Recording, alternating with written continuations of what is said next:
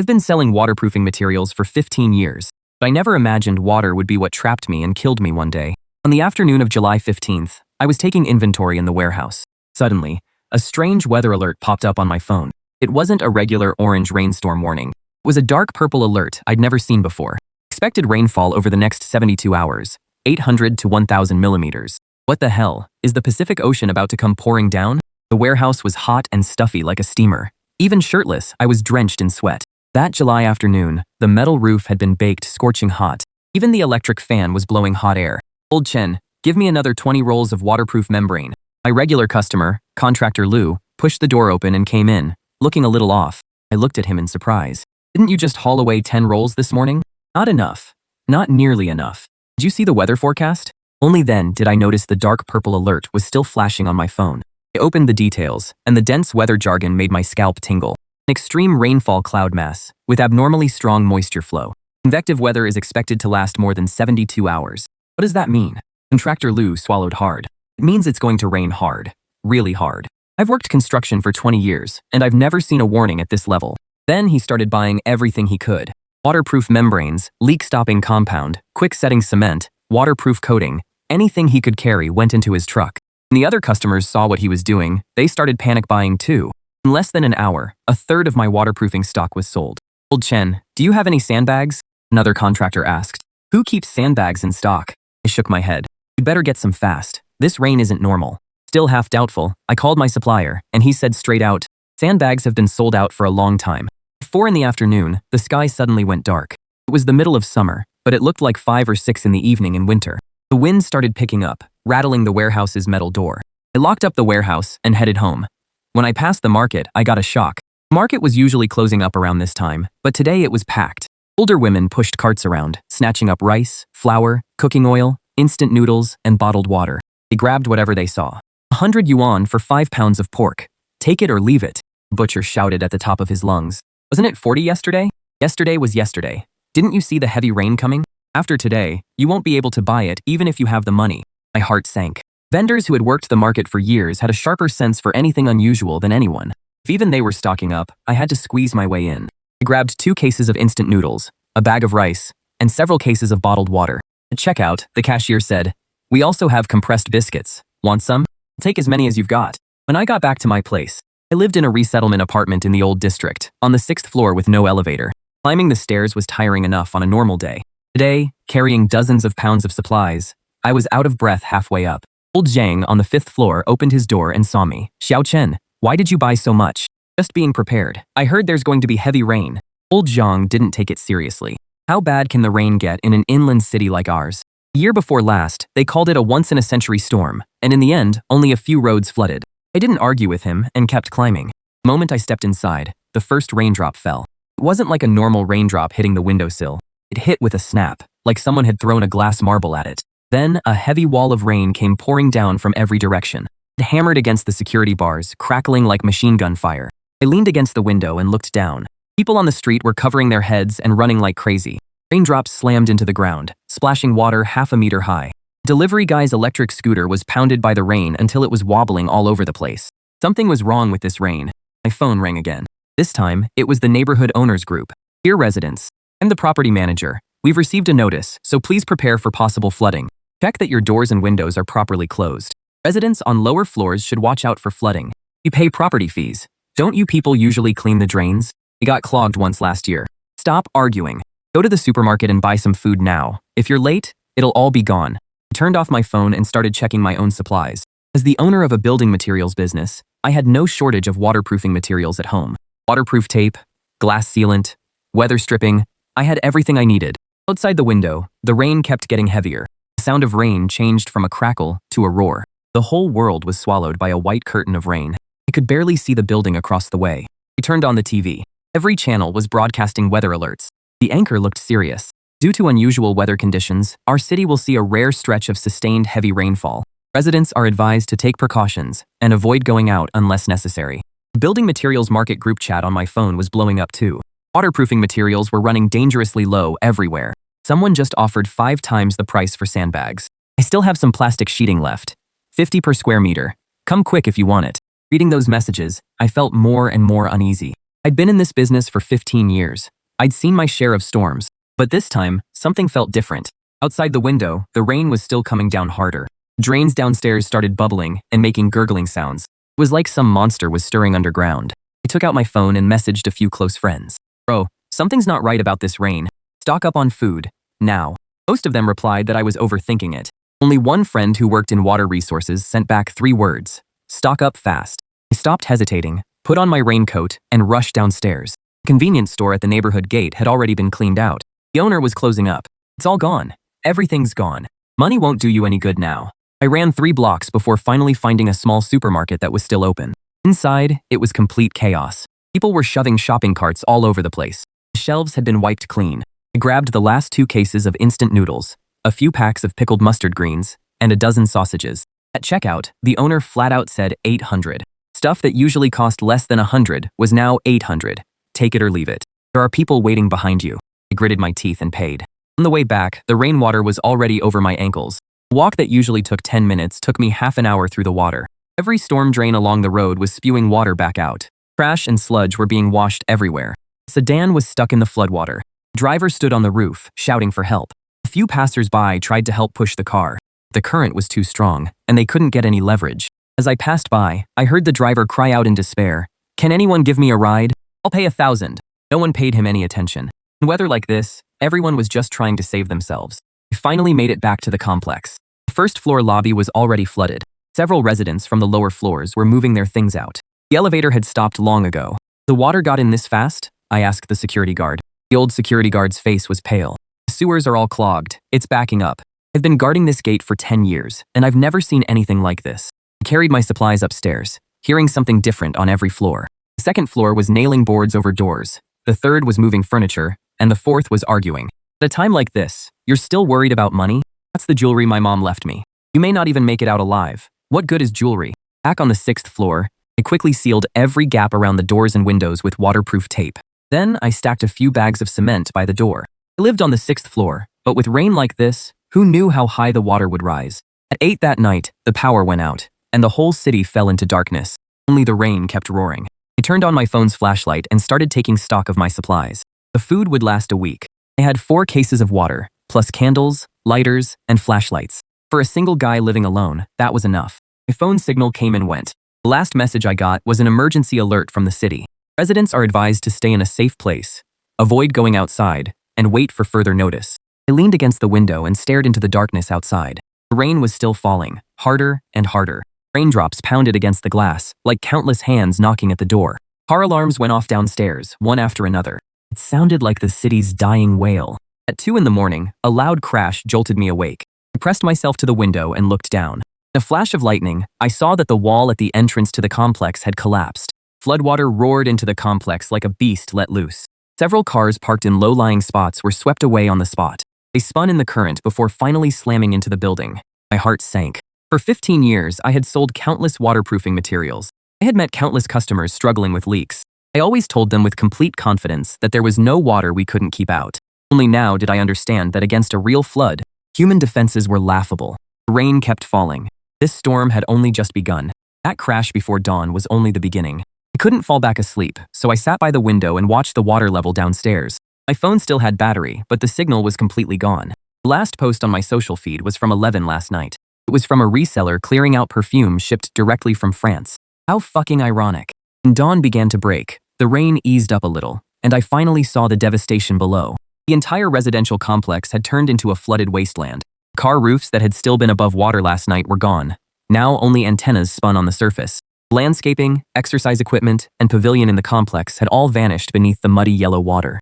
The water had already reached the 2nd floor windows. I lived on the 6th floor, so in theory I was still safe. But looking at that raging water, I didn't feel sure at all. First still, I realized the water wasn't clear. It was murky and black. All kinds of trash, branches, and things I didn't want to think about were floating on it. A frantic knock at the door startled me. Who is it? Old Zhang? Xiao Chen, do you have any food? I hesitated for a moment, then opened the door. Old Zhang stood in the doorway, his face pale and his eyes bloodshot. I didn't take it seriously yesterday, so I hadn't prepared anything at home. He rubbed his hands together. I handed him a pack of instant noodles and 2 bottles of water.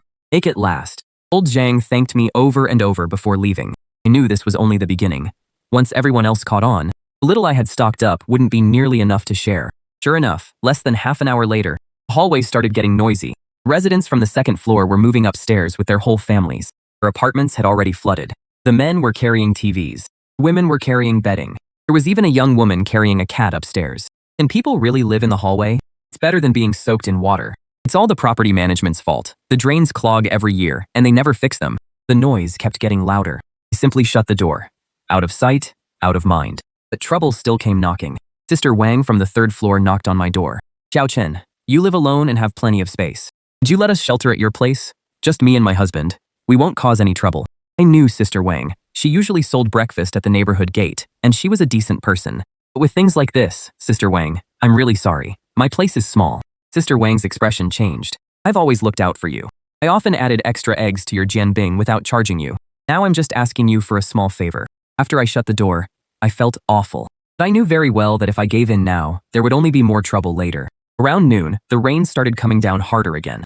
I leaned against the window and watched. Water was still rising and had almost reached the third floor. Someone in the building across from us was waving a bedsheet from the window, as if calling for help. But at that distance, no one could help anyone. Even worse, the water started changing color. Murky yellow had turned gray-black. A slick layer of oil floated on the surface. I saw dead fish drifting past, their white bellies turned up. There were also swollen garbage bags, filled with who knew what. Rotten stench filled the air, and even closed windows couldn't keep it out. Another commotion broke out in the hallway. Are they charging people to go up to the fourth floor? 500 yuan per person per day. Why don't they just rob us? We have space. Do you? Isn't this just taking advantage of a crisis? I think we should organize everyone and set up shelters on the roof. With the wind and rain this bad, can they even hold up? Arguments broke out all around. I looked through the peephole. The hallway was packed with people. Bedding rolls were piled up everywhere. Some people had started fires to cook. The choking smell of smoke seeped in through the crack under my door. Suddenly, a scream tore through the air. Someone jumped. I rushed to the window. I saw a figure floating on the water, being swept away fast by the raging current. They were from the building across from us. Maybe they had lost hope and tried to swim somewhere else to survive. The current was too strong, and the figure disappeared. The hallway went quiet for a few seconds. Then even greater panic broke out. No, someone will definitely come save us. Look outside. The whole city is like this. Who's going to come? Panic spread like a plague. Some people started crying, some started praying, and others started smashing doors. I know you have food. We're all neighbors. Are you really going to let us die? Break it open. There must be supplies inside. I quickly braced the door with furniture, my palms slick with sweat. Pounding outside grew louder and louder. I could even hear the wood starting to crack. At the critical moment, Brother Chen from the sixth floor spoke up. Everyone, stop. Anyone who keeps causing trouble, I'll throw them down there myself. Brother Chen was a veteran. He usually kept to himself, but he was highly respected in the complex. Once he spoke, things outside gradually quieted down. This isn't the time to turn on each other, Brother Chen said in a steady voice. Go back to your homes. Or stay in the hallway and behave. If anyone dares to rob people, I'll be the first to stop them. The crowd dispersed. But I knew it was only temporary. Once people were truly starving, no amount of respect would matter. That evening, I gnawed on a compressed biscuit and washed it down with bottled water. It tasted awful, but right now, it could save my life. Outside the window, the rain was still falling. Water had completely swallowed the third floor. The whole building had become an island. Aside from the rain and rushing water, there wasn't a single sound of the city left. No cars, no voices, no music, not even birdsong. This city of 8 million people seemed to have died overnight. I lit a cigarette. It was my last pack. As the smoke curled around me, a lot of memories came back. I thought about my ex-wife and wondered how she was doing now. After the divorce, she moved down south. Things should be okay over there, right? I thought about my parents back home. They lived in the countryside, on higher ground, so they should be safe. I thought about the goods in the warehouse. Those waterproofing materials were probably underwater by now. It had become the biggest irony of all. Someone knocked again, very softly this time. Xiao Chen. It's me, Brother Chen. I opened the door. Brother Chen looked serious. I need to talk something over with you. Brother Chen said there were only 4 households on the 6th floor, so we had to stick together. He lowered his voice. The people downstairs are almost at their breaking point. When people get hungry enough, they'll do anything. I nodded. You're right. Old Li's family and I both have food stored up. We can last a week or so. Xiao Liu is young and doesn't have much experience. He probably didn't prepare much. Brother Chen looked at me. How are things with you? I thought for a moment. I'm okay. If I ration it, I can hold out. That's good. Brother Chen patted me on the shoulder.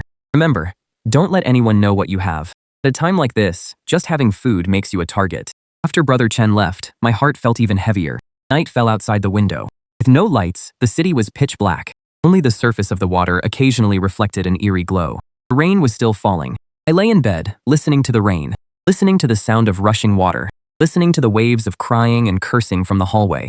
The first day was already this hard to get through. What about after this? If the rain kept falling for a few more days and the water kept rising, even the 6th floor wouldn't be safe. And that time came.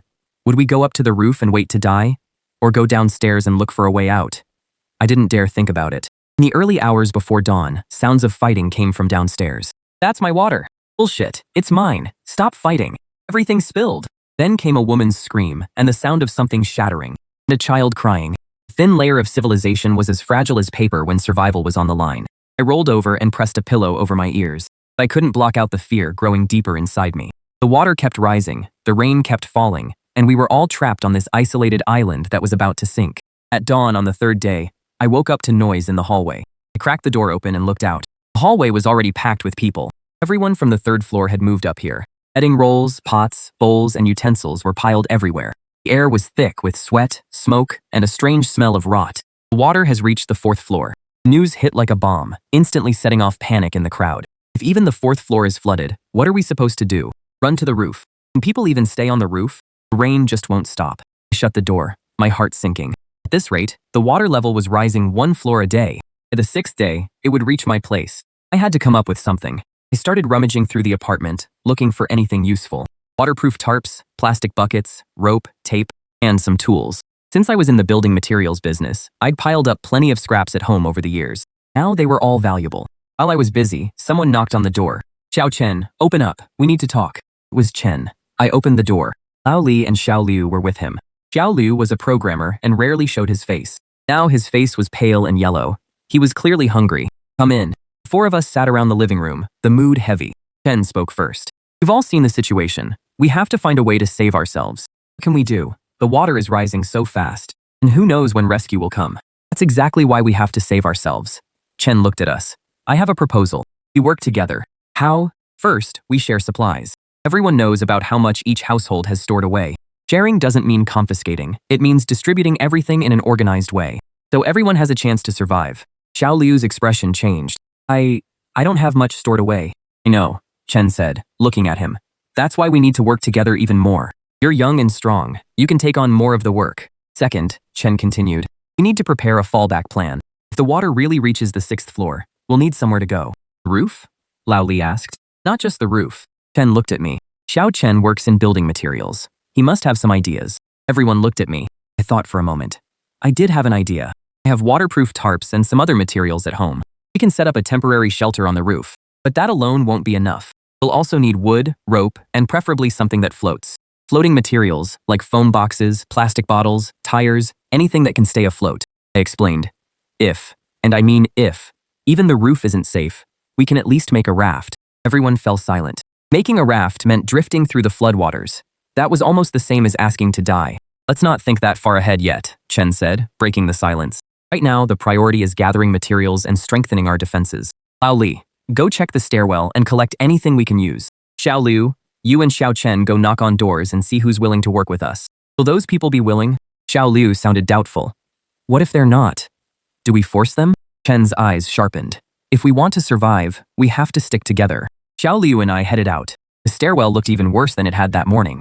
Someone was cooking over a fire in the corner, and the thick smoke made it hard to keep our eyes open. People were fighting over space, even coming to blows over a spot big enough to lie down. Hey sir, I said as I knocked on the door of 601. A few of us neighbors on the 6th floor were talking about the door slammed shut. After getting doors shut in our faces several times in a row, Xiao Liu got discouraged. It's no use. When disaster hits, everyone looks out for themselves. Let's try again. We went to 603. A young couple lived there. Man was a fitness trainer. Woman was a nurse. Trying to organize a rescue effort among ourselves. Do you understand? Man looked at us warily. What kind of rescue effort? I explained the plan. The couple exchanged a look. The woman said, we can join, but on one condition. What condition? We can share supplies, but they have to be divided fairly. Also, I'm a nurse. If anyone gets sick or hurt, I can help. We'll all have to look for medical supplies together. No problem. And just like that, our self-rescue group had 6 people. That afternoon, we got to work. Lao Li found quite a few useful things in the stairwell. Several foam boxes, a bundle of nylon rope, and a few wooden boards. Some had been thrown away, and some were borrowed. The family on the 4th floor had left, and their door was open. Old Li lowered his voice. I found 2 boxes of instant noodles and some tools. I didn't ask what he meant by left. At a time like this, morality was a luxury. Brother Chen was in charge of planning the rooftop shelter. He had served in the engineering corps, so he had plenty of experience with this kind of thing. There was a water tank equipment room on the roof that could be turned into a shelter. We could cover the sides with waterproof tarps, then add a sloped roof on top. That way, the rainwater could run off. Can we collect the rainwater? Yes, I jumped in. I have plastic pipes and water barrels. We can make a simple rainwater collection system. That's great. Clean water is what we're shortest on right now. People in the stairwell have already started having diarrhea. Akyung, the fitness coach, was strong, so he was in charge of moving materials. He might look tough lifting weights at the gym, but when it came to real work, he was still gasping for breath. This is way more exhausting than lifting weights. He wiped away his sweat and complained. By evening, we had already put up a simple frame on the rooftop. It was crude, but at least it could block the wind and rain. We'll continue tomorrow. Brother Chen said everyone should go back and rest tonight, and leave someone in the stairwell to keep watch. Xiao Liu didn't understand. To stop people from stealing things, or worse. That night, the rain let up a little. I leaned against the window and watched what was happening outside. The water had completely swallowed the 4th floor and was closing in on the 5th. All kinds of debris floated on the surface. Plastic bags, pieces of furniture, and things I didn't want to look at too closely. The building across from us was in even worse shape. Several windows were wide open, with pitch-black darkness inside. I couldn't tell whether the residents had escaped or died. Then I saw something that made my skin crawl. In a 5th floor window of the building across from us, a figure was moving. He seemed to be looking outside. His movements were stiff, not quite like a living person's.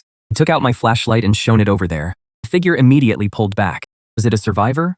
Or were my eyes playing tricks on me? As I was thinking, a heated argument suddenly broke out in the stairwell. This is my spot. Bullshit. I got here first. Stop arguing. Keep it up and I'll throw you all down there. The argument turned into a fight. The sound of things smashing.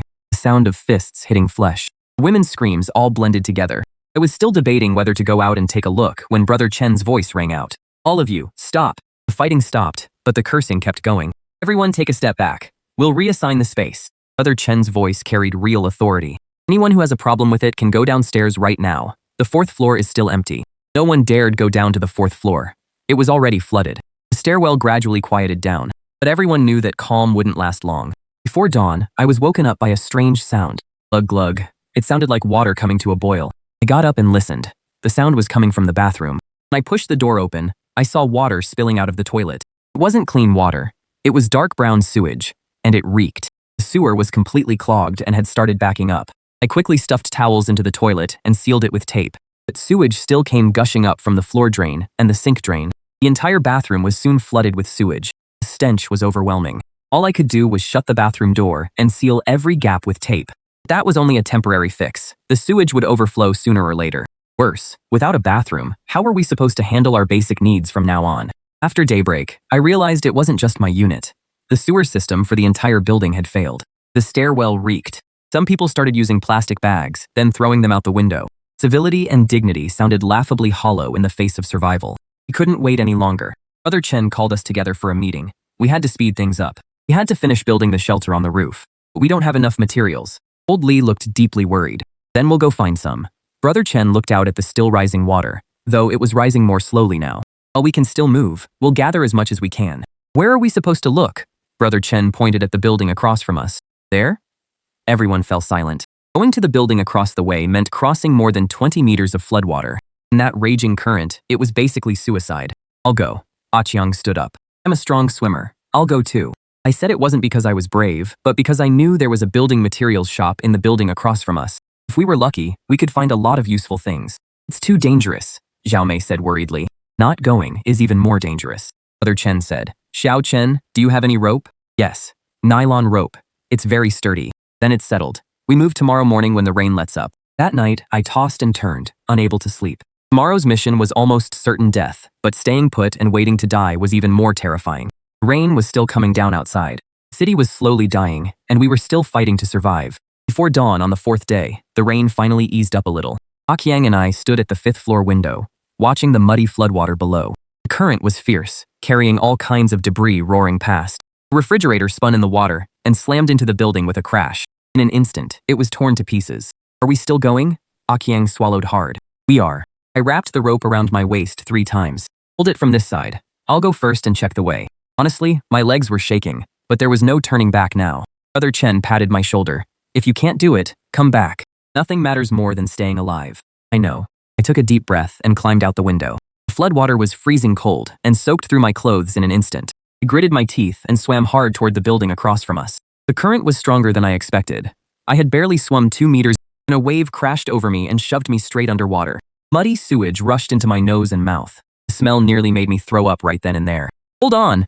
Akyang shouted from behind me. I clutched the rope with all my strength. I forced myself forward with sheer strength. It was only 20 meters. In a pool, that would have been easy. Now it felt like crossing the Yangtze River. A wooden plank flew past, grazing my head. If it had hit me dead on, I would have passed out right there. At last, I grabbed the security bars on the opposite building. "I made it!" I shouted back. Akyang waved excitedly. Then he tied the rope to the window frame. With the rope as a guide, things would be much easier after that. I climbed into the 5th floor. The place was a complete mess. Furniture was knocked over everywhere. The floor was covered in silt. The apartment was empty. People who lived there had either run off at some point or they couldn't run anymore. I didn't dare think about it. I headed straight downstairs to the building materials shop on the 4th floor. It was underwater, and the rolling shutter door was wide open. I dove down and felt around, finding several bundles of wire and a box of expansion screws. There were also some waterproofing materials. The biggest find was a bundle of foam boards, perfect for making floats. I tied everything together and dragged it back to the 5th floor with a lot of effort. Akyang was already getting anxious on the other side. When he saw I had made it back safely, he let out a long breath. "Come back, quick, something's happening." I swam back along the rope. As soon as I climbed through the window, I heard a commotion upstairs. Robbery? Someone on the 6th floor was hiding supplies, and they were breaking down the door.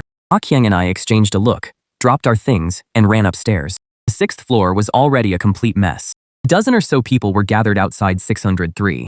Some were kicking the door, while others were prying at the lock with sticks. "Don't come in!" Akyang's wife, Xiaomei, cried from inside. "Please, don't break down the door. If they won't open it, just smash it down. Why do you get food while the rest of us starve?" Ken and old Lee tried to stop them, but they were outnumbered and both got hurt. I rushed over. "What's it to you? Get out of the way." A man with a tough, fleshy face turned around. "That's my friend's home." "Friend?" the man sneered. "You still think friends matter now?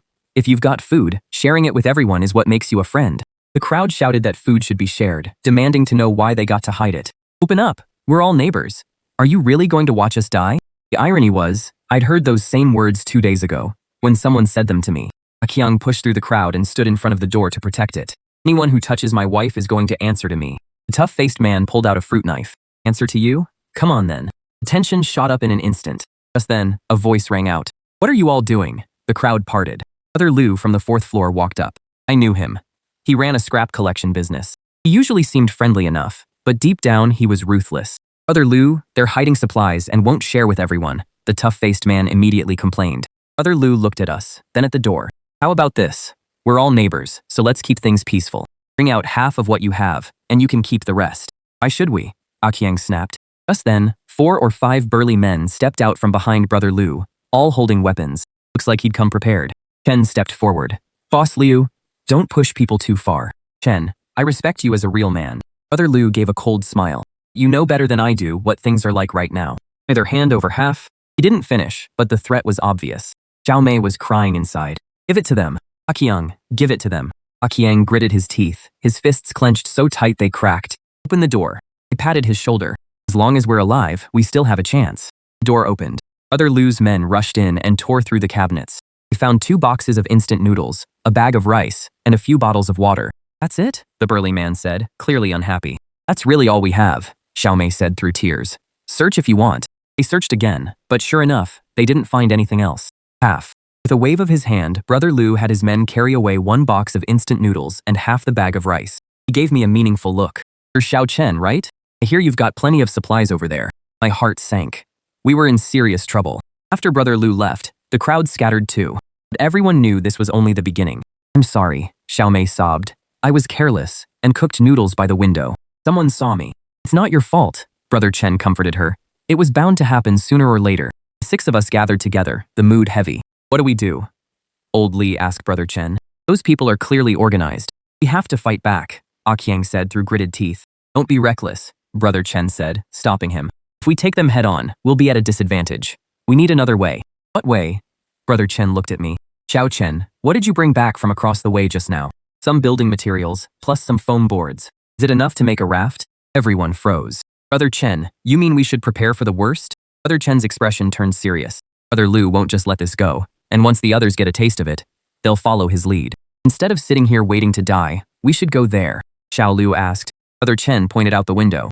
I've been watching. About 2 kilometers north, there's a high spot where the old city government used to be. The ground there is high, so it probably isn't flooded. 2 kilometers. Drifting 2 kilometers through floodwater. The plan was so insane it felt hopeless. We prepare first. Brother Chen made the call. Best case, we won't have to leave. If it really came to that, we secretly started preparing that night. I was in charge of designing the raft structure. Foam boards for the base, empty water bottles for extra buoyancy, and wooden planks for the frame. We tied it all together with rope. In theory, it could carry 3 or 4 people. Akyang and Old Li were in charge of gathering materials. Under cover of night, they slipped into several homes whose owners had fled. They found quite a few plastic bottles and pieces of wood. Xiao Mei tore the bedsheets at home into strips. They could be used as rope. Xiao Liu might not have much stamina, but he's sharp. He helped me calculate the weight capacity and balance. At 3 in the morning, the first raft was finished. It was rough, but it could float. We needed to make 2 more. Chen said it was better to be safe than sorry. Just before dawn, a scream suddenly came from the stairwell. We rushed out to see what was going on. We saw someone lying by the 2nd floor stairs with a knife in his stomach. Blood was all over the floor. What happened? I just wanted something to eat, the man said, his voice breaking up. Someone on the 3rd floor was hiding food. Before he could finish, he died. The hallway went dead silent. Everyone realized things had completely spun out of control. People were starting to hurt each other over 1 bite of food. Go back inside. Brother Liu's voice came from downstairs. Anyone who dares hide supplies will end up like this. A chill ran through my whole body. Not because someone was dead, because I suddenly understood why Brother Liu was doing this. He was showing his power, using fear to control everyone. He was turning the entire building into his kingdom.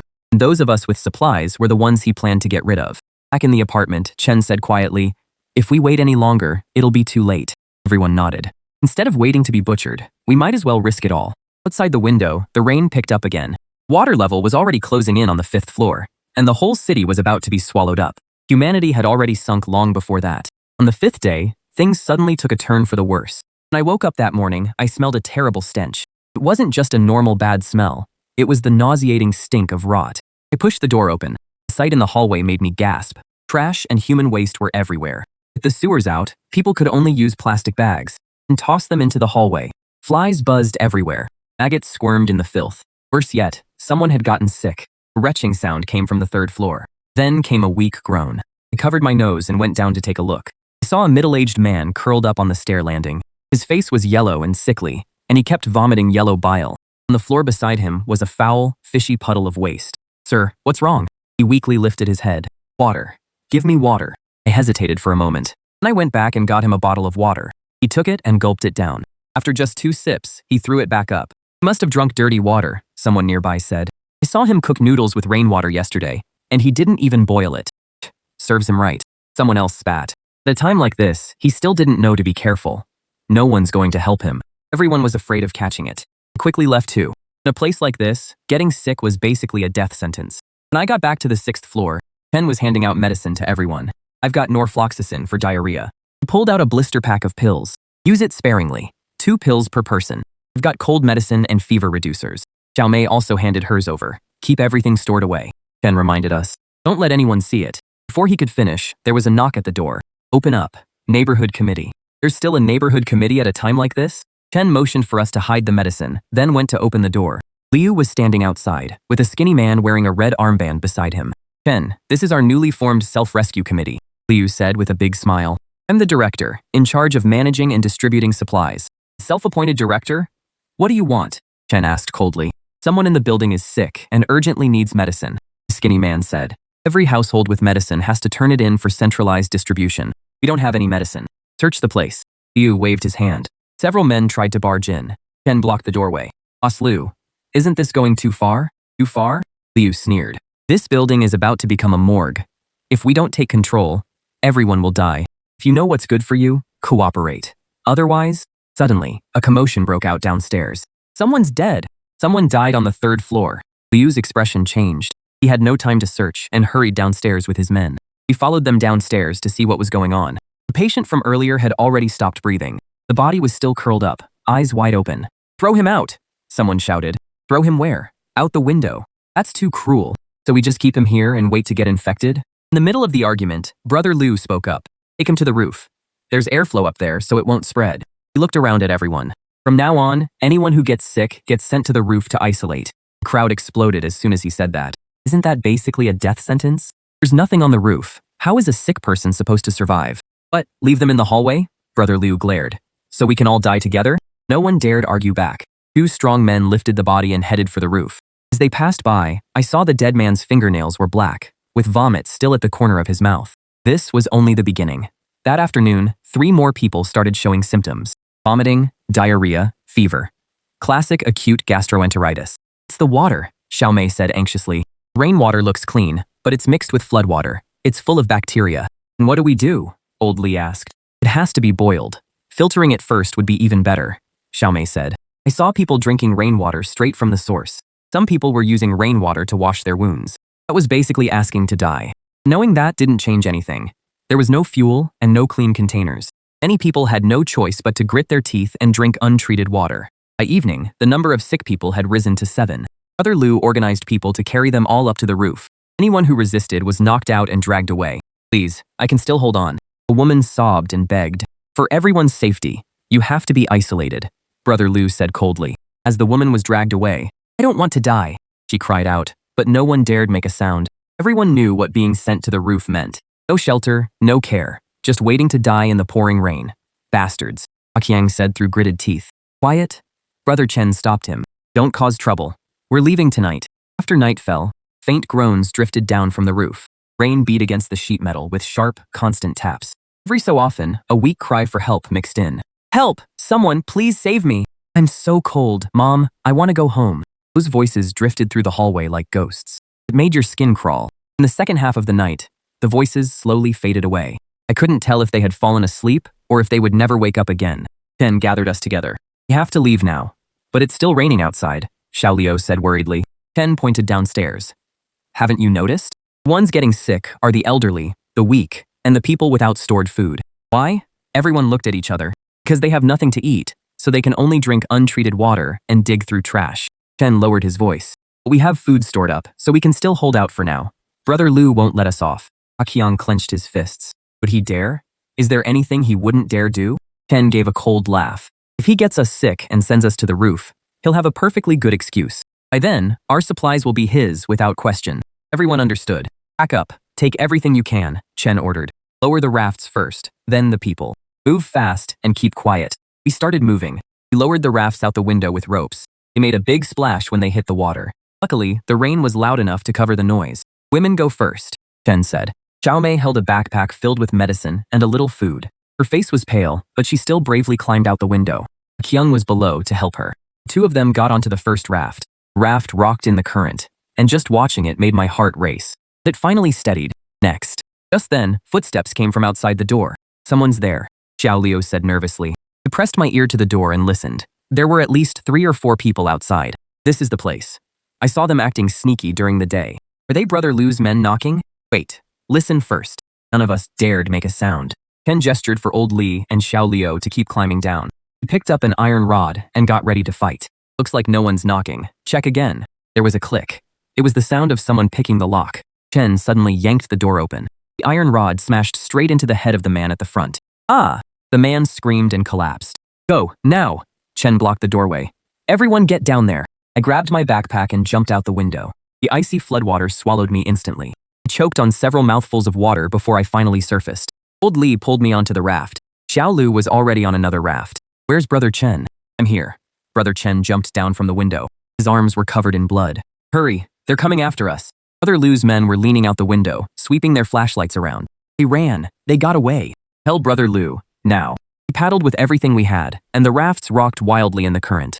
A wave crashed into us and nearly flipped the raft. Hold steady. Everyone stay low, Brother Chen shouted. The rain pounded my face so hard it stung, and I couldn't see a thing. I could only paddle forward by feel. I don't know how long we drifted. Then the raft slammed into something with a loud bang. It's a building. We hit a building. In a flash of lightning, I saw it was an office building. Water only reached a little above the second floor. It should be safe. Get up there. Hurry. We struggled through a second-floor window, collapsed on the floor, and gasped for air. We made it. Is everyone okay for now? Brother Chen checked on everyone. I think I have a fever, Xiao Liu said weakly. By the flashlight's glow, we saw that his face was flushed. His forehead was covered in sweat. This is bad. In a place like this, a fever is basically a death sentence. Xiao Mei quickly searched through her backpack. She had fever reducers and antibiotics. Xiao Lu swallowed the pills with trembling hands. Everyone fell silent. We had escaped hell on earth, but we still couldn't escape disease. Outside the window, the rain was still falling. The city was already beyond saving, and we were barely hanging on. On the 6th day, Xiao Liu's fever broke, but he was so weak he could barely stand. He found a conference room in the abandoned office building and settled in. There was some broken office furniture inside, and at least it could shield us from the wind and rain. We're almost out of water. Old Li checked the supplies. We only have enough food for 2 days. The rain outside had eased up a lot, but the flood was still raging. Looking out the window, the entire city was submerged in a muddy yellow-brown sea. We have to go out and look for supplies, Brother Chen said. Where are we supposed to look? Ah Qiang asked. Brother Chen pointed into the distance. There's a mall over there. It's a tall building. The upper floors probably aren't flooded. The mall is about 500 meters away from us. But in this flood, those 500 meters might as well be an impossible gap. The raft won't hold up anymore. I checked it. The foam boards are loose, and the rope is about to snap. Then we'll swim, Brother Chen said. Leave 2 people to take care of Xiao Liu. The rest of you come with me.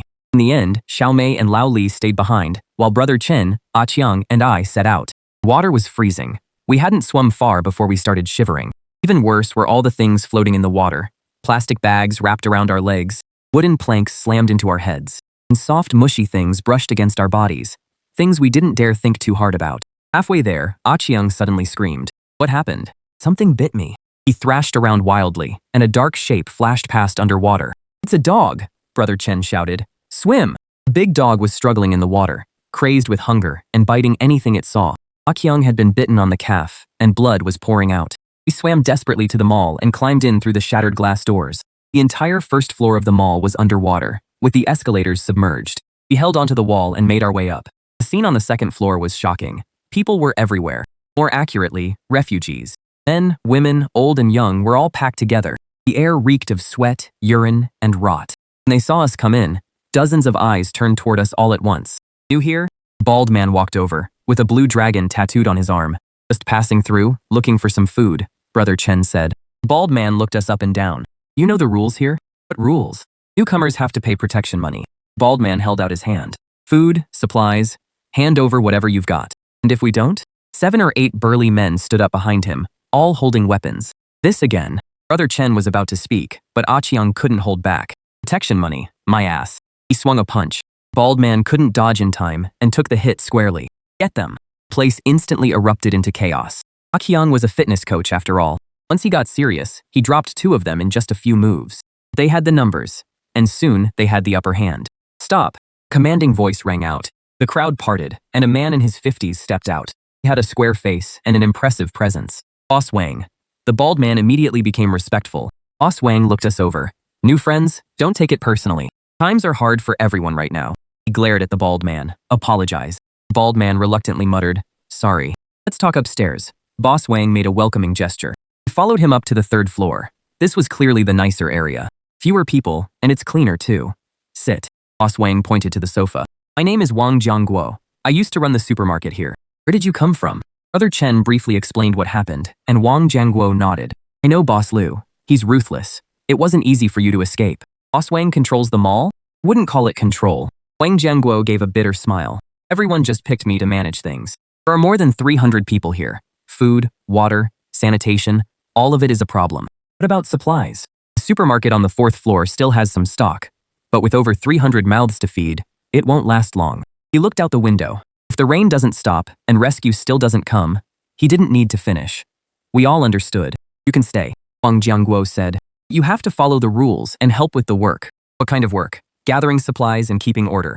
And, he paused, handling the bodies. Bodies? Only then did I notice that even though there were a lot of people in the mall, there were very few elderly people or children. Some died from illness, some from hunger, and some were beaten to death, Wang Jiangguo said in a low voice. It happens every day. If we don't deal with them quickly, there'll be an outbreak. How do you deal with them? Wang Jiangguo pointed out the window. Throw them down. Crude, but effective. We need medicine. Brother Chen said one of our guys was hurt. Medicine is hard currency, Wang Jiangguo said, shaking his head. Unless what? There's a pharmacy on the 4th floor, but another group has taken it over. Wang Jiangguo lowered his voice. Their leader is called Bazi. He has more than 20 men under him, all desperate criminals. Another turf war. They don't listen to you? No one here listens to anyone. Wang Jiangguo said with a bitter smile. It's just a temporary balance. They hold the pharmacy, and we control the supermarket. We stay out of each other's way. Can we negotiate? Negotiate? Wang Jiangguo gave a cold laugh. Yesterday, someone traded a Rolex for 10 antibiotic pills. What do you have to trade? He exchanged uneasy looks. We had been in such a rush to escape. Aside from a little food, we hadn't brought anything valuable. There is one way. Wang Jiangguo looked at us. Do something for me. What is it? There's a jewelry store on the 5th floor. The stuff inside could be traded for a lot of supplies. But that place? He stopped himself before finishing. What's wrong with that place? It's haunted. Someone beside him cut in. Several groups went there and never came back. What kind of ghost? Chen frowned. I don't know, Wang Jiangguo said. Some people said they heard strange noises. Others said they saw a dark figure. Either way, no one who went there ever came back. Superstition. But in a situation like this, people would rather believe it might be true. We'll go take a look, Chen said. Are you serious? Wang Jiangguo's eyes lit up. Have the medicine ready first. We checked our gear. Each of us took an iron rod. We also found a few flashlights. The 5th floor was quiet, eerily quiet. Shops lined both sides of the hallway, their doors wide open and the insides a mess. It looked like they had already been looted. The jewelry store was at the very end, and its glass door was completely intact. Strange, Aqiang said. Every other store was smashed up. Why is this one fine? It really was strange. I pushed on the door. It was locked, and we couldn't pry it open, Chen said. Aqiang pried at it with the iron rod a few times, and the lock popped open. A foul stench rushed out at us. We shone the flashlights inside and saw several bodies sprawled across the floor. From the look of them, they had been dead for a while. Some of the bodies had already started to rot. So these are the people who never came back. How did they die? I crouched down to check. There were no obvious wounds on the bodies. Poisoning. Ken pointed to the corner. There was a gas cylinder there, with its valve open. Someone did this on purpose. I got it. They lured people in, then released poison gas. Who would do something this vile? As soon as he said that, we heard a door close behind us. We turned around and saw a small, skinny figure standing in the doorway. It was a woman in her 30s, wearing a mall sales clerk uniform. Are you here to steal things too? Us? She suddenly screamed and raised a lighter in her hand. You all deserve to die. Gas. She was going to light the gas. Don't do anything rash, Chen said, slowly moving closer. Don't come any closer, the woman screamed hysterically. This is my store. I used to own it. We're not robbers, I tried to explain. Liars. You're all liars, she sobbed and shouted. My husband went out looking for food, and they beat him to death. My daughter starved to death. It was all you. You did this to them. My husband and daughter are already dead. Calm down. We can help you. The woman let out a bitter laugh. It's too late. It's all too late. Let's all die together. She pressed the lighter. Click. Chen lunged forward and snatched the lighter away. The woman screamed, clawing and biting, until Aqiang pinned her down. Why won't you let me die? Why? She went limp, clutching her head as she sobbed. He shut off the gas cylinder. He opened the windows to air the place out. What now? Aqiang asked. Take her downstairs first, Chen said, and we helped the woman downstairs. She no longer resisted. She just kept crying. Wang Jiangguo was surprised to see us come back safely. Was there really a ghost? No, it wasn't a ghost. I told him what had happened. Wang Jiangguo sighed. Another poor soul. This world has driven everyone mad. What about the medicine you promised? Here. He took out a small bottle of antibiotics. Use it sparingly. He thanked him and left. Back on the 2nd floor, the woman was placed in a corner. Someone gave her some water and food. She refused everything and just sat there in a daze. There are more and more people like her, an old man beside us said. They lose their families, break down, and go mad. He made a slicing motion across his throat. At night, we took turns keeping watch. Near dawn, the woman suddenly stood up and walked to the window. Don't. I tried to stop her, but it was too late. She threw herself out and vanished into the dark floodwater. There wasn't even a splash. I stood frozen by the window, overwhelmed by feelings I couldn't put into words. This was the end of the world. People weren't dying from the flood or from hunger, but from despair. At daybreak, 2 more bodies were thrown from the building. One was an old man who had starved to death, and the other was a child who had died from illness. People still alive had gone numb. This couldn't keep going on. Ben said we had to find a way to save ourselves. How? Old Lee said hopelessly. With the water this high, where could we even go? Build a boat. I blurted it out, and everyone looked at me. There's plenty of material in the mall. We can build a big boat. The more I talked, the more excited I got. Use plastic barrels as pontoons. Use wooden planks for the hull. If it's strong enough, it could carry dozens of people. Where would we take it? The higher ground up north, or straight downstream. We'd find somewhere that wasn't flooded. Hope, no matter how slim, was still hope. Let's do it. Aqiang was the first to respond, and Old Lee agreed too. Zhao Mei said, It's better than sitting here waiting to die. Chen nodded. Then let's do it. But we keep it secret. We can't let too many people know. One look at all those desperate eyes around us said enough. Once they knew there was a boat, they would fight for it at any cost. Then, none of us would be able to leave. And survival was on the line. Humanity was the least valuable thing of all. On the seventh day, the boat-building plan quietly began. We found a secluded storeroom and started gathering materials. Plastic barrels, foam boxes, wooden planks, rope. We moved over anything we could use. "This won't work," I said as I drew the plans. "There's not enough buoyancy, and the load capacity is too low." "Then what do we do?" I thought of something. "Does the mall have inflatable swimming pools?" "I think the sporting goods store does," Xiao Mei said. "Great. Use the inflatable pool as the base, and tie plastic barrels to the stern for extra buoyancy. Lay wooden planks on top. In theory, it could carry 20 people." Everyone threw themselves into the work. When you see hope in the middle of despair, even the faintest hope is worth fighting for. But no secret stays hidden forever. That afternoon, Wang Jiangguo came looking for us. "I heard you're building a boat." Chen said nothing. "Relax." Wang Jiangguo smiled. "I'm not here to stop you. Actually, I want in. I have more than 300 people. I can't save them," he said bitterly. "But we still have to give some people a chance. You need more people." "I have people. How about we work together?" Chen Gi thought it over for a moment, then said, "All right. The boat can only carry 30 people at most. That's enough. I'll pick some strong, able-bodied people. As for the elderly, the weak, the sick, and the disabled," he didn't finish. But what he meant was obvious. It was a cruel choice. With more people helping, things moved much faster. But trouble came with it. Why do they get to board the boat? You want to leave too. This isn't fair. Once the news got out, the crowd was furious. Wang Jiangguo stood on the steps. "The boat is small, and there are too many people. We can't all leave. Anyone willing to stay will get priority access to supplies. I guarantee it." "Bullshit. How many days can those supplies last?" "Exactly.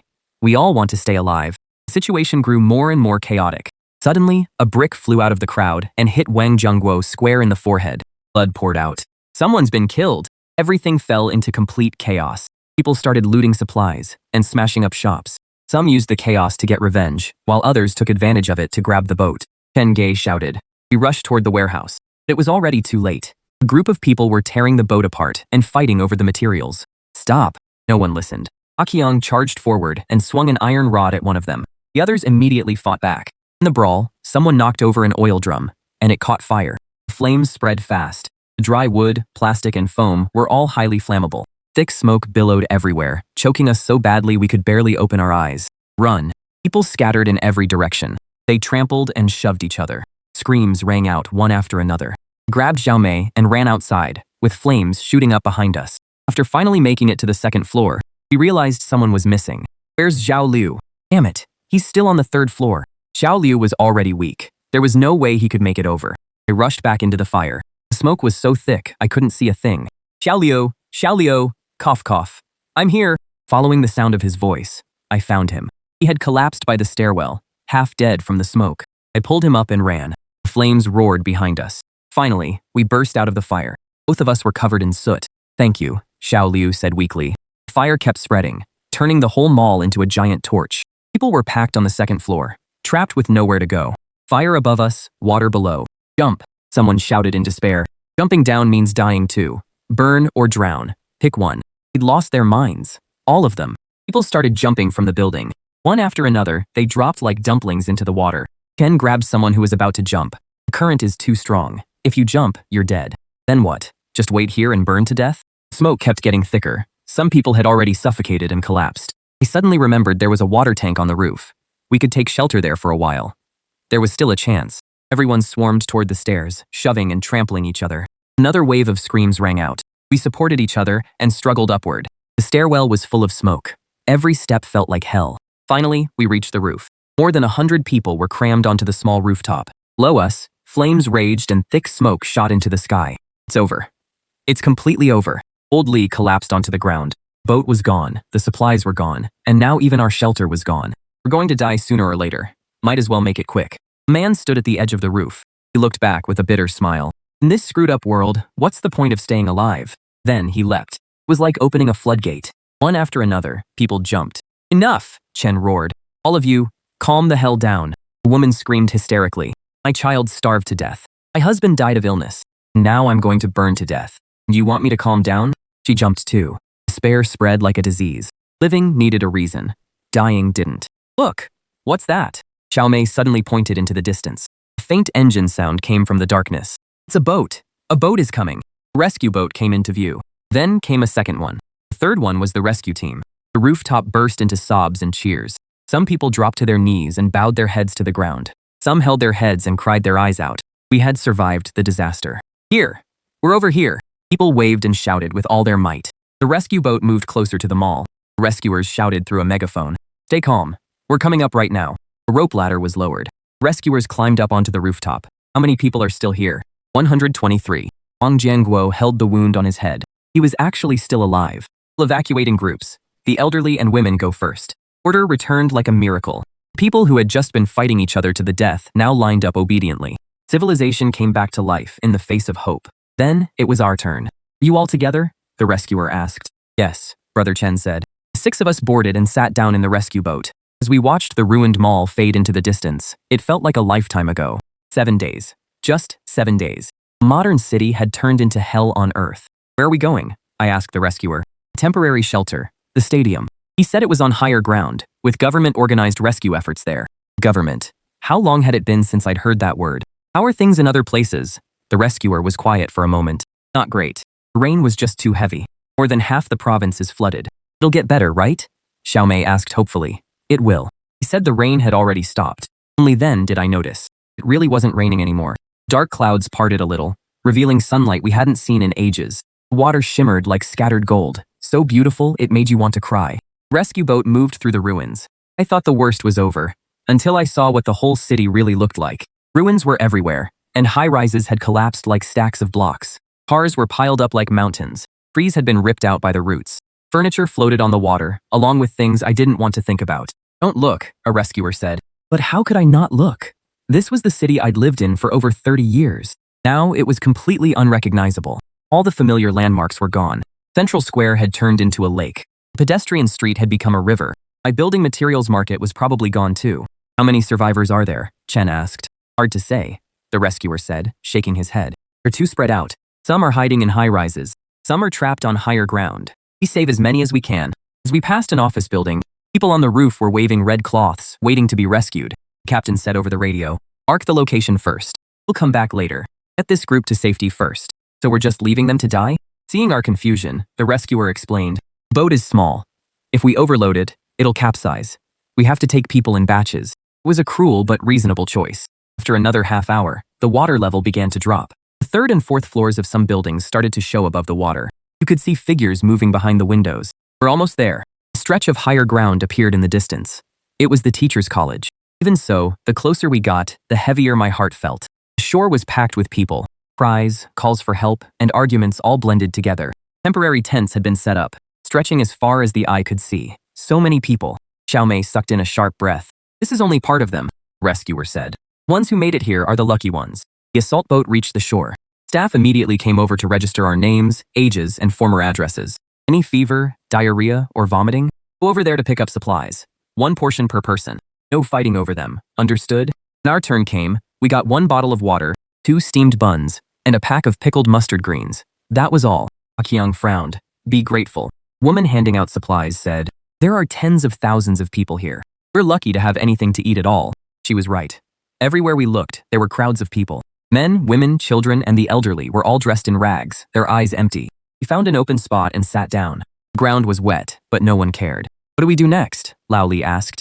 No one answered. We had survived. But what now? Our homes were gone. Our belongings were gone. Many people had even lost their loved ones. Things will get better, Xiaomei said, trying to comfort everyone. The government will make arrangements. But one look around made it clear the government could only do so much. With a disaster this huge and so many victims, it was already a miracle things had not completely fallen apart. By nightfall, things got worse. There weren't enough tents, so most people had to sleep out in the open. Temperature dropped fast, and a light rain started falling again. Move closer. Everyone squeeze in. Stop pushing. Push any harder and I'll fall into the water. Who stole my blanket? In the chaos, the arguments kept getting worse. You outsiders are taking up our space. Bullshit. You're still dividing people into locals and outsiders in the middle of a disaster? Of course we are. This is our city. Tensions between locals and outsiders erupted. The locals felt outsiders were taking their resources, while the outsiders felt they were being discriminated against. Shoving quickly turned into fights. Stop it. Everyone, stop. There simply weren't enough people to keep order. The chaos spread like wildfire. Some people took the chance to steal, while others used the confusion to their advantage. Protect your things, Chen said, suddenly alert. But it was too late. Lao Li's bag had been snatched, and everything he owned was inside. Forget it, I said, holding him back. You won't get it back. Lao Li slumped down. Tears streamed down his aged face. That was my wife's photo, the last one I had. But stories like his were everywhere here, thousands upon thousands of them. In the second half of the night, the unrest eased a little. People were tired. Everyone was tired. I leaned against Chen, listening to the crying, coughing, and groaning around me. I couldn't sleep. Chen, what kind of disaster is this? He smoked a cigarette butt he had picked up. Heaven loses its temper, and we suffer for it. Why? There is no why. He smiled bitterly. It's like asking why a flood comes. It just comes. Silence. Do you regret it? He suddenly asked. If we hadn't escaped back then, would we not have to suffer like this? I thought about it. No, I don't regret it. At least we tried. I flicked away the cigarette butt. As long as we're alive, there's still hope. The word hope felt like such a luxury here. At daybreak, the broadcast came on. Attention, all disaster victims. Breakfast is now being handed out. Please line up in order. The medical station is in the East Zone. If you're sick or injured, please get treated as soon as possible. Missing person notices can be posted on the bulletin board. Order was slowly being restored. We waited in line for an hour and got watery porridge and pickled vegetables. It was so thin you could see your reflection in it. But it was hot, so we were grateful.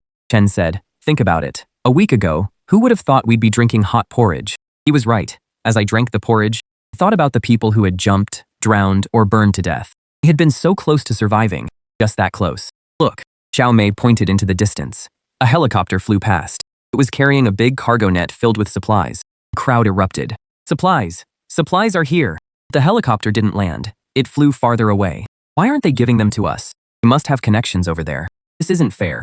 Complaints broke out all around. The truth was, everyone knew supplies were limited and had to go to the most critical places first. But knowing that was one thing. Accepting it was another. At noon, the sun came out. The sunlight we hadn't seen in so long felt warm on our skin. The water level was slowly dropping. More of some buildings started to show. The water is going down, someone cheered. But an even bigger problem came with it. As the water receded, things were exposed in the mud, and the stench of corpses began to spread. They had to be dealt with quickly. The medical staff got busy. Otherwise, there would be an epidemic. That afternoon, they started recruiting volunteers. Healthy men were asked to help with cleanup. There was compensation. The compensation was extra food. All 6 of us signed up. The job was simple. Clear out the trash. Move the bodies. It was filthy, exhausting, and dangerous. For that little bit of food, everyone fought for the chance to do it. I was assigned to the transport team, and it was my first time being so close to so many dead bodies. My stomach was churning. After I threw up, I hurried back to work. The team leader had no expression on his face. We have to clear this area today, he said, moving bodies like a machine. We didn't think about who they were or what stories they had. They were just numbers. 1 body, 2 bodies, 3 bodies. By the time the sun started sinking west, I was already numb. That's it for today, the team leader said. Come back tomorrow to collect your subsidy. 2 steamed buns, a packet of pickled mustard, and a bottle of water. Twice the regular ration. It's worth it, Ah Chiang said, biting into a bun. Was it worth it? That night, I had nightmares. I dreamed those bodies came back to life, asking me why I was still alive. When I woke up with a start, I realized I wasn't the only one. A lot of people were crying, screaming, talking in their sleep. The living were going through hell too. It'll get better, Xiao Mei said softly. I didn't know who she was trying to comfort. It'll get better. Looking up at the sky full of stars, I felt for the first time how far away they were. Just like the life we used to have, which we could never go back to. On the 10th day, like a miracle, the rain finally stopped completely. The sun hung high, and the water level was dropping fast enough to see. It could go down more than a meter in a day. At this rate, we'll see the bottom in another week, Brother Chen said. But no one could feel happy about it. As the water receded, it revealed devastation everywhere. Mud covered everything. Houses had collapsed, cars were twisted out of shape, and trees lay scattered across the ground. The scariest part was the broadcasts calling for even more volunteers. Cleanup had to move faster. Broadcasts played several times a day, and more people signed up. Not for anything else, just for that extra ration. I stayed on the transport team. After these past few days, I had gotten used to it. Or maybe I had just gone numb. Today we're clearing Central Hospital, the team leader said. Prepare yourselves. The hospital was hit hard. A lot of people ran there back then. When we pushed open the doors to the emergency hall, the stench that hit us nearly made us pass out. What I saw inside is something I never want to see again. Hold on, the captain said, though the team leader himself was shaking. We rotated every hour. That 1 hour felt as long as a century. After we got out, everyone threw up. God damn it, someone sobbed, completely falling apart. No one tried to comfort him, because everyone was on the edge of breaking down too. At noon, something unexpected happened. A volunteer got cut while moving supplies, and the wound touched sewage. 2 hours later, he started running a fever. Get him to the medical station, now. There was only so much the medical station could do. They were short on medicine, equipment, and staff. That night, the man died. Everyone wore gloves and covered their faces. The team leader announced that anyone who didn't listen would be responsible for whatever happened to them.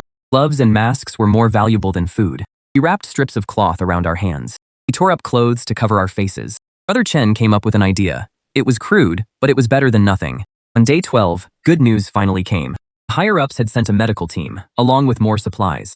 Sure enough, that afternoon we saw a convoy drive in. Military trucks rolled in one after another. The number of distribution points increased to 10. Everyone could pick up basic daily necessities. The line stretched as far as the eye could see. It stayed orderly. Hope made people civil again. We got towels, soap, and disinfectant, and a clean change of clothes. We could finally take a shower. Xiao Mei was so moved she almost cried. A long line formed in front of the temporary shower stalls. The water was cold, but no one cared. Washing off the grime from the past few days made my whole body feel lighter. It felt almost unreal. Qiang said, 10 days ago, who would have thought taking a shower could be a luxury? That night, bonfires were lit. Some people sang. Some people danced. Joy of surviving the disaster spread through the crowd. We really survived, Old Li murmured to himself. Yeah, Brother Chen said, lighting a cigarette. We survived. But what came next? Rebuilding our homes, a voice said over the broadcast. We will rebuild our homes. Rebuilding was easy to talk about. But looking at the ruins all around us, how long would that take? We will, Xiao Mei said firmly. As long as people are still here, everything can be rebuilt. She was right. As long as people are here, there is hope. On day 15, the floodwater had mostly receded. The city's frame was exposed, scarred all over but still standing. They began counting and registering people and arranging temporary housing. We were assigned to a cluster of prefab shelters. There were 4 people to a room. It was basic, but it kept out the wind and rain. Much better than the stairwell, Old Li said with satisfaction. There are beds, blankets, and a roof. That's enough to be grateful for. Xiao Liu had recovered a little and started helping with the work too. I can't keep letting you all support me, he said, embarrassed. We're brothers, Qiang said, patting him on the shoulder. After going through life and death together, the word brother carried a different weight. On the 20th day, the market started coming back. First came peddlers calling out as they carried shoulder poles, then makeshift stalls. The prices were outrageous, but at least we could buy things again. Eggs, fresh eggs, vegetables, greens, radishes. Civilization was coming back, little by little. I used the money I'd saved from odd jobs to buy a few eggs, boiled them, and shared them with everyone. So good, Xiao Liu said, moved to tears. It was just a boiled egg, but for people who had been through hell, it tasted like heaven. A month later, power was partially restored. The moment the lights came on, the whole settlement erupted. We've got power! We've got power! People held each other and cried. Light had never felt so precious. Someone turned on a TV to watch the news. The screen showed what was happening in other disaster-hit cities. It turned out it wasn't just us. The whole province, half the country, was going through the same suffering. They were rebuilding too. The central government allocated 100 billion for reconstruction, and aid supplies kept pouring in from across the country. Post-disaster reconstruction was now in full swing. Hope was spreading. 2 months later, I found a job. Hauling bricks at a construction site was exhausting, but it paid. Back to my old line of work, I said with a wry smile. I wasn't selling building materials, but it was still connected to construction. Chen became an administrator at the settlement. Qiang and Xiao Mei opened a small restaurant. Old Li repaired appliances for people. Xiao Liu found a clerical job. Everyone was doing their best to keep going. 3 months later, the temporary settlement began relocating people. The newly built residential complex was finished. Those who qualified could apply to move in. The 6 of us applied together and were assigned to the same building. It was only a simple apartment. But on moving day, looking at the empty room, she looked at the empty room.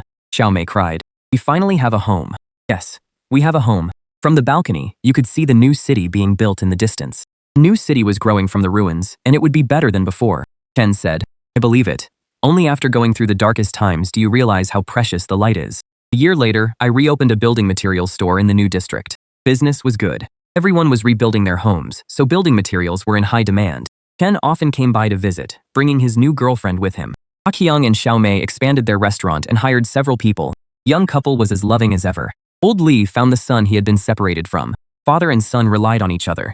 Xiao Liu passed the civil service exam and started working at the civil affairs department. Everyone had started a new life. No one forgot that rainstorm. Every time it rained, we still got nervous. Every time we saw the weather forecast, we still stocked up on a few extra things. Trauma takes time to heal. Boss, how much are the waterproofing materials? I asked the customer which kind he wanted. I smoothly gave my pitch. This one is the best. Absolutely waterproof. Really? I said seriously. I swear on my life. The customer laughed at how serious I was. He didn't know I had really tested it with my life. Outside the window, the sun was shining brightly.